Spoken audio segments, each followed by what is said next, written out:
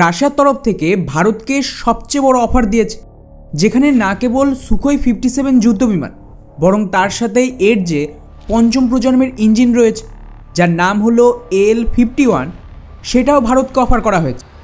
আর স্বাভাবিকভাবে এটাকে নিয়ে পশ্চিমা মিডিয়া সবচেয়ে বেশি হাইপ তৈরি করেছে এবং রয়টার্স থেকে শুরু করে মেজরিটি পশ্চিমা মিডিয়াতে আজ এটা সবচেয়ে বড় হেডলাইন হয়েছে যে রাশিয়া অফিসিয়ালি তাদের SU-57 ভারতকে অফার করেছে। তাও আবার এমন সময় যখন প্রধানমন্ত্রী মোদি ফ্রান্স আর আমেরিকার ভিজিটে গেছে। রাশিয়া এখানে ভারতের HAL-এর সাথে কোলাবোরেশন করছে, যার আন্ডারে এই যুদ্ধবিমান অ্যাকচুয়ালি আমাদের MRF-এর টেন্ডারে পার্টিসিপেট করবে, যা পুরো টেন্ডারকেই নেক্সট লেভেলে পৌঁছে দেবে। কারণ যদি এই SU-57 এখানে শর্ট লিস্ট হয়, যেটা হয়ে যাবে, তাহলে ভারতের পলিসি অনুযায়ী যে বিমান L1 ক্যাটাগরিতে সবচেয়ে কম প্রাইস অফার করবে তাকেই কিন্তু ভারতীয় বায়ুসেনা সিলেক্ট করবে। আর রাশিয়ার যুদ্ধবিমানের সবচেয়ে বড় অ্যাডভান্টেজ হলো এর প্রাইস খুবই কম। এমনকি যদি আমি রাফেলের কথা বলি, কিছু প্লাস মাইনাস করলে এটা তো রাফেলের সমান বা তার চেয়েও কম দাম অফার করতে পারবে। কারণ এই যে ফাইটার জেট রাশিয়া অফার করেছে, এখানে রাশিয়ার দাবি ওরা HAL-এর সাথে অলরেডি নেগোসিয়েশন করছে, যেখানে HAL নিজেদের সুখোই 30 বিমানের যে অ্যাসেম্বলি লাইন রয়েছে তাকেই মডিফাই করতে রাজি।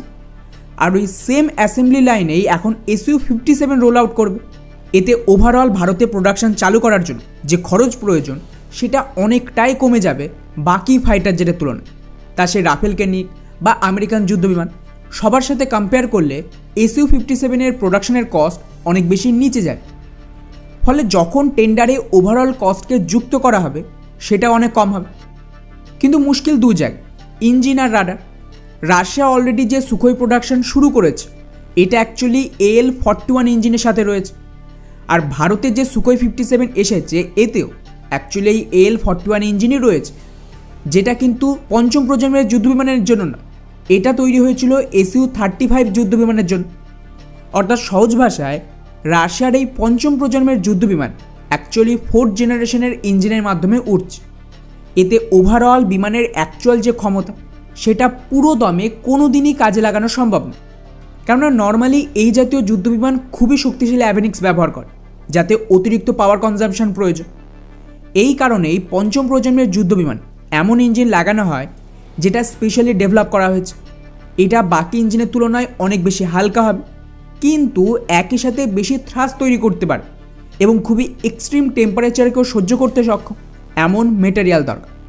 কারণ স্বাভাবিকভাবে যদি এই ইঞ্জিন অনেক বেশি থ্রাস্ট তৈরি করে তাহলে বেশি গরম হবে। তার জন্য কিন্তু এমন মেটেরিয়াল দরকার যেটা এই টেম্পারেচারকে সহ্য করতে পারে। আর এই কারণেই রাশিয়া এর জন্য স্পেশালি AL-51 ইঞ্জিন তৈরি করেছে, যাতে এই সমস্ত ক্ষমতা রয়েছে। কিন্তু সমস্যা হলো যে এখনও এই ইঞ্জিন সম্পূর্ণ রেডি হয়ে বিমানে যুক্ত হয়নি। ফলে বলা মুশকিল যদি এখানে ভারত এই বিমানকে সিলেক্ট করেও নেয় তাহলেও রাশিয়া কিভাবে এই ইঞ্জিনের ডেলিভারি দেবে। এছাড়াও রাশিয়া তো বলছে টেকনোলজি ট্রান্সফারও করবে, কিন্তু এই ইঞ্জিনের কি কোনো টেকনোলজি ওরা ভারতকে দিতে রাজি হবে?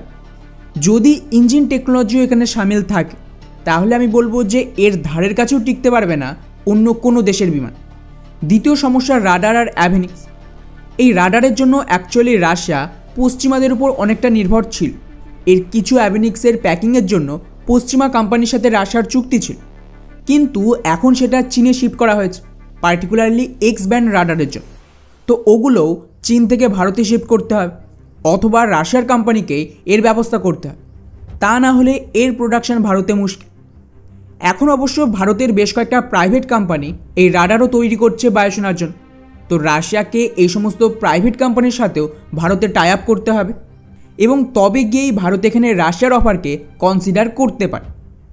এবারে আসে ডেলিভারির কথা। তো এটা খুবই ইন্টারেস্টিং।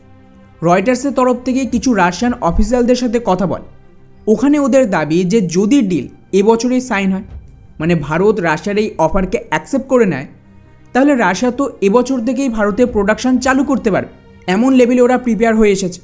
এখন অফার তো রাশিয়া দারুণ করেছে, স্পেশালি ইঞ্জিন, কারণ এর ধারে কাছেও নেই বাকি দেশ। কিন্তু যতক্ষণ না রাশিয়া ওদের এই নতুন AL-51 ইঞ্জিন কোনো বিমানে যুক্ত করে এর পারফরমেন্স শো করছে ভারতকে, ততক্ষণ এটা বলা মুশকিল যে আদৌ এই ইঞ্জিন ঠিক ততটাই শক্তিশালী হবে কিনা যেমনটা রাশিয়া দাবি করছে।